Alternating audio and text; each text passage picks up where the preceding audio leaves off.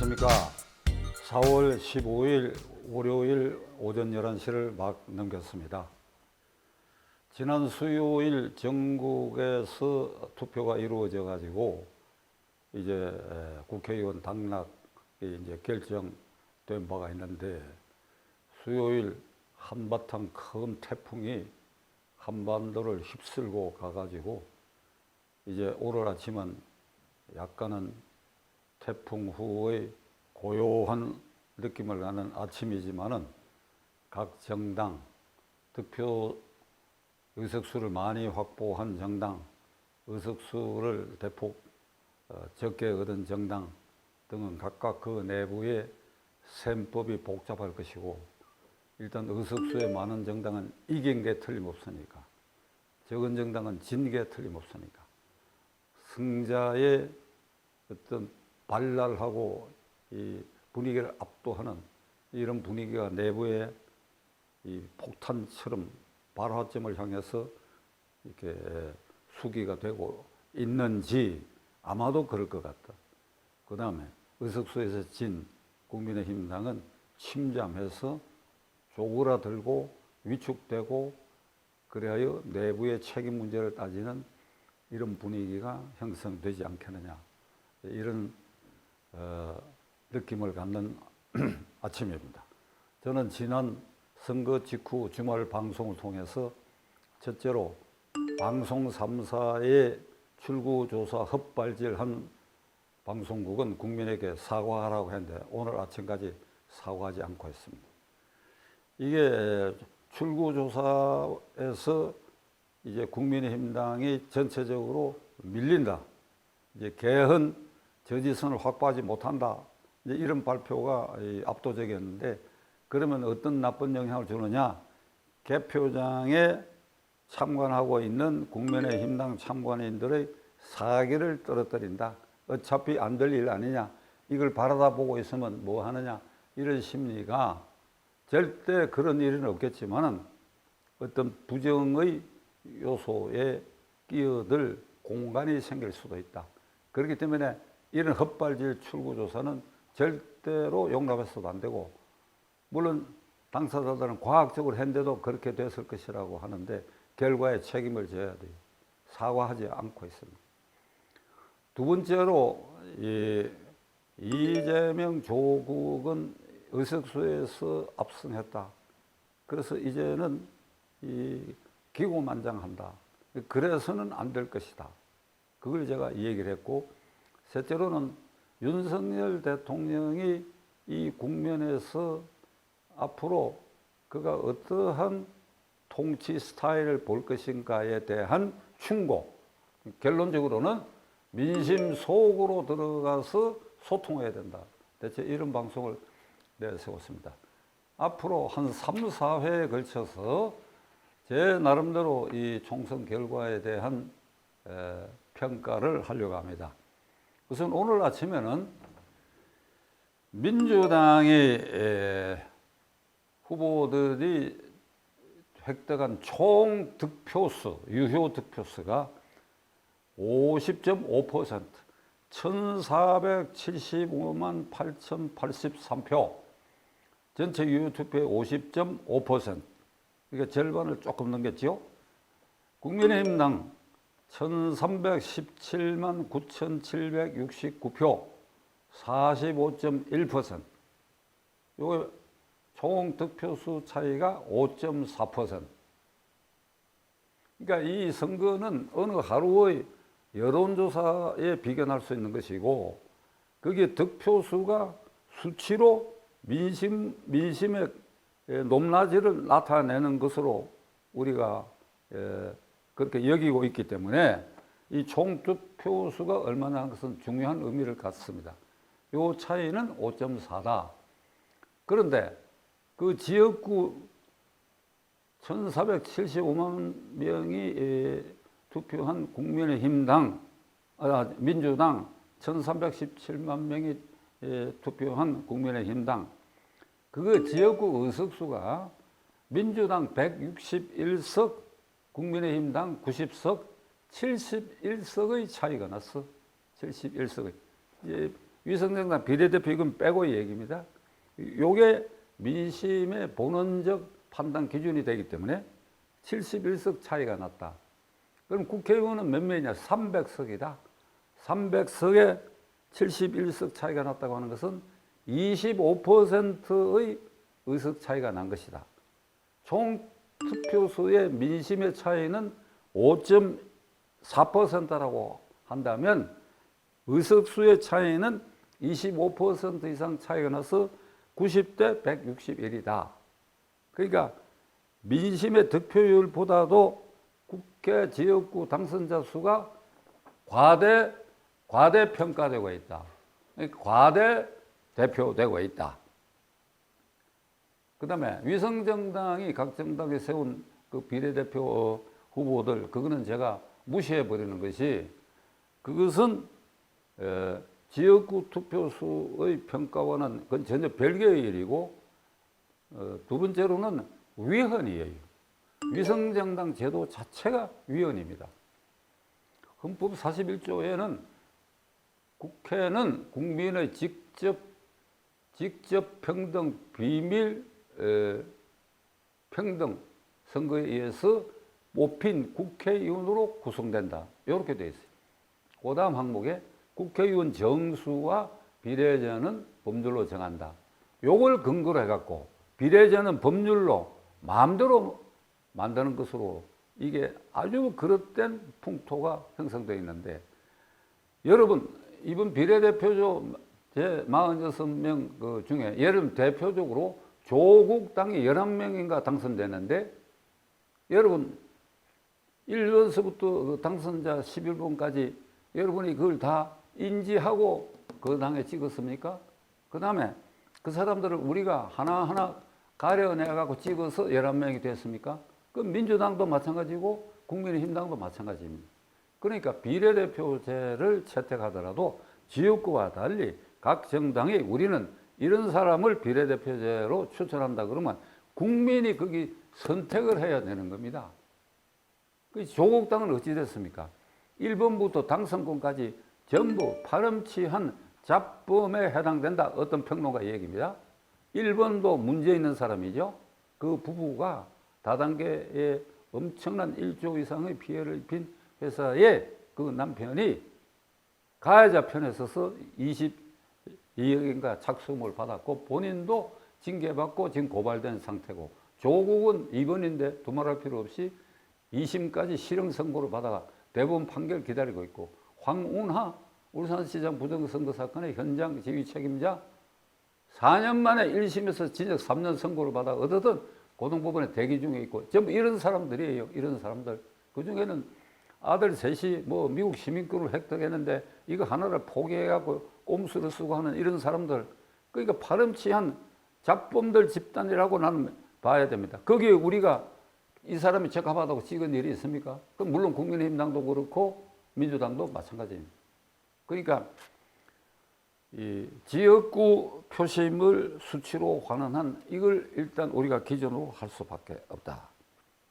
지역구에 표현된 민심이 과연 대한민국의 국격에 맞는 민심의 수준이냐? 이건 별개로 또 판단해야 됩니다. 지금 우리는 누누이 말씀드리지만 G7 국가에 등극한 나라예요. 인구 5천만, 소득 3만 불, 자유민주 체제, 미국, 일본, 영국, 프랑스, 독일, 이태리, 한국, 이 7개 나라 중에 이번 선거를 통해 가지고 외신에 파렴치한 잡범들이 지휘하는 그런 당이 득세하고 제1당은 당대표 자신이 주렁주렁 범죄 혐의를 둘러쓰고 재판에 진행 중인 이런 사람들이 지휘하는 당이 과반수를 넘게 됐다. 일본 언론에도, 미국 언론에도, 통신에도, 방송에도 이게 대대적으로 보도가 돼요. 우리는 우리 안에 갇혀가지고 우리가 안에서 무슨 짓을 해도 괜찮을지 모르겠으나 우리는 무역을 먹고 살고 개방화 시대에 G7 국가에 이렇게 연결되어 사는 나라에 정치가 G7 국가에 등극했는데 이런 이유 때문에 이거 빼서 빠뜨려야 되겠다. 이 심각한 국격 손상이 일어나고 있다. 이번 이 선거 과정과 결과에 대해서 이걸 우리 유권자들이 명심을 해야 됩니다.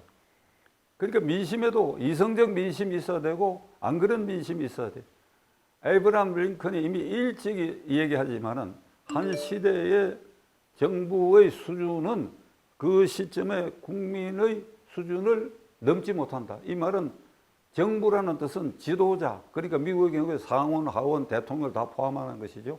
이걸 우리 시대에 대입을 한다면 지금 투표로 화현된 이 민심의 수준이 과연 진정성이 있고 이성적이냐? 아니다. 김한남 박사가 이대 총장으로 있으면서 이대생들을 미군의 성상납을 도모했다라고 하는 듯 해괴망측한 발언을 한 김준혁이라는 역사학자. 어찌 됐습니까? 당선이 됐어요. 수원 정부에 당선이 됐어요. 물론 간발의 차이지만은. 그 다음에 이 새마을 금고의 사기수법으로 딸 이름으로 융자받은 사람. 자꾸 제가 그 사람 이름을 잊어버리는데 연고지도 아닌 대구 수성구 새마을 금고에서 뭐 자기 집 팔아가 일시에 갚겠다. 이거 완전히 사기지요. 이런 사람이 지금 우리 국격에 맞는 후보입니까? 그 사람을 지지했건 지지 안 했건 한번 따져보십시오. 이게 우리 국격에 맞는 후보입니까? 그런데 당선을 시켰어. 이렇게 되면 우리가 이 총득표소에 있어서 이겼다 졌다 하는 건 의미가 없어지는 거예요. 이기면 완성이요. 완성. 이런 거 잡다한 것까지 포함해가 의석을 확보했다. 자랑스러운 거요. 그게. 조국 혁신당 당수는 개표 다음 날 대검찰청과 대법원 그 사이에 도로변에서 기자회견을 하는데 옆에 1번 당선자하고 몇 사람을 세운 것 같아. 그 사람들이 다 이게 수사를 받거나 피고인이거나 이런 사람들인데 뭐라고 얘기했는가 하니까 비사법적 절차에 따라서 우리의 억울한 것을 바로 펴고 정의를 실현하겠다. 이게 얼른 못 알아들은 분들이 있는 것 같아요. 비사법적 절차. 자기는 현재 1심 유죄 2년 실형, 2심 유죄 2년 실형, 대법원 상고 계류 중인데 대법원이 내일이라도 재판 여러가 기각할 수 있는 그런 처지까지 와 있는데 이거를 절차에 따라서 내가 그 판결을 평안히 앉아 대기해야겠다. 이게 아니에요. 아니고 이 말은 그런 절차에 따라서 내가 억울하고 억울하지 않고 하는 것을 받아들이고 안 받아들이고 하는 것이 아니라 다른 방법으로 이걸 엎어버리겠다는 거예요. 다른 방법으로 없는 게 뭐냐. 대법원을 압박해갖고 나를 무죄 판결하지 않는다면 연기해라. 한없이 연기해라. 다음 대통령 선거 때까지 연기해라. 울산시장 부정선거 사건은 1심 판결에 4년이 걸렸지 않냐. 그런 식으로 연기해라. 연기 안 해? 연기 안 하면 그 주심 대법관하고 이 재판부를 형성하는 대법관에 대해서 기피 신청을 하겠다. 법관 기피 신청을 하겠다. 공정한 재판을 하지 않을 가능성이 있다. 이렇게 되면 또 재판이 또 한정없이 늘어져요. 여기에 대법원이 단호하게 기피 신청 딱 기각하고 딱 판결할 그럴 가능성이 있는 대법원이냐 지금? 저는 오늘 아침에도 이 대법원 앞을 거쳐서 여기 왔는데 의문이 드는 거예요. 이 대법관들도 의석수 이제 이 비례대표까지 합하면 야권이 더 늘어나지요. 지역구에서도 이만큼 벌어졌으니까 거기 압도대가 겁을 먹고 있는 거 아니냐. 그렇게 할는지도 모른다. 이재명도 그래요. 이재명도 지금 판결을 난 게 없습니다. 공직선거법 위반은 지금 기소된 지 2년인데 무엇 때문에 그것이 그렇게 오래 끄는지 재판장은 증인이 많다 그러는데 증인도 필요한 증인만큼 중복되는 증인 잘라버릴 수 있어야지요. 검찰이 신청한 증인에 반대되는 증인 똑같은 취지를 진술할 사람을 그냥 계속 하다 보니까 뭐 쎄거라 내거라 하고 이 선거 직전에 공직선거법 위반 재판을 맡은 판사가 이런 얘기를 했어요. 이걸 빨리 할 수도 없고 기일을 어떻게 해야 할지 나도 잘 모르겠다. 이 사법부가 이런 식으로 나오면 저는 조희대 대법원장에게 건의하고자 합니다. 강력범, 국사범을 제외하고 현재 재판을 구속 상태에서 재판을 받고 있는 사람들은 조 대법원장님 생활범이지요. 생활범. 먹고 살기 위해서 무슨 절도를 했다. 회사를 운영하다가 부도를 냈다. 이제 그런 것들 아닙니까? 그런 것들하고 조국 이재명이 범한 거는 이 사람들 거는 국사범에 준해야 돼요. 왜? 정치 지도자들이니까. 그렇다면 이 두 사람의 재판을 이렇게 끌고 황운하 같은 사람이 실형 선고 받고도 또 국회의원이 되고 이러면 다시 한번 말씀드리는데 강력범,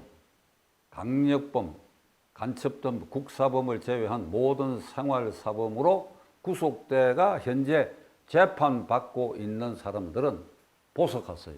전원 보석해서 불구속을 해야 돼. 균형이 맞춰줘야 될 거 아니야. 이재명과 조국하고 황운하와 같이 균형을 맞춰줘야 될 거 아니요. 조희대 대법원장 명령을 하세요. 재판 개입? 독립해서 각각 판사들이 재판을 하는데 내가 개입을 해? 개입해야지. 이게 엄청난 부정의 사태가 법원에서부터 비롯됐는데 전체 법관 회의를 해요. 어떻게 해야 하는지 그래서 결의를 해요. 의사소통을 해요. 그 다음에 검찰은 조국 이재명에 비교해서 그게 미달되는 사건은 불구속 기소해요. 구속된 사람들도 저는 불구속 기소해요. 지금 제가 이게 억장이 무너져서 하는 소리입니다. 오늘의 결론은 이렇게 제가 내리겠습니다. 이게 지역구의 1당, 2당의 총 득표수는 5.1% 차이인데 의석수는 25% 차이가 났다. 근데 이걸 가지고 절대적인 민심이라고 생각해가지고 이게 막 바로 하게 된다. 이건 용납할 수 없다. 이게 민주당이 이 투표자 수에 압도적으로 많은 거는 저 박지원 의원이 출마한 전라남도, 완도, 진도 그쪽에 이 박지원 의원 저하고도 뭐 친하면 친하다는 사이인데 90% 이상 얻었습니다. 90% 이상. 국민의힘당 그 지지 지역이라고 하는 데서 그렇게 나오는 일이 없어요. 그러니까 표가 이렇게 몰려가지고 작은 그 결과가 5.4인데 이걸 아주 금과옥조로 하늘이 내린 축복으로 생각해가지고 이재명이 바로 하고 조국이 바로 해서는 안 된다. 국민의힘당을 어떻게 대응해야 되며 윤석열 대통령은 이번 선거 과정에서 자신으로 인해서 국민의힘당이 얻은 것이 뭐며 잃은 것이 뭔지 본인이 통찰해야 되는데 이 부분 내일 방송을 통해서 여러분들에게 말씀드리겠습니다. 시청해 주셔서 감사합니다.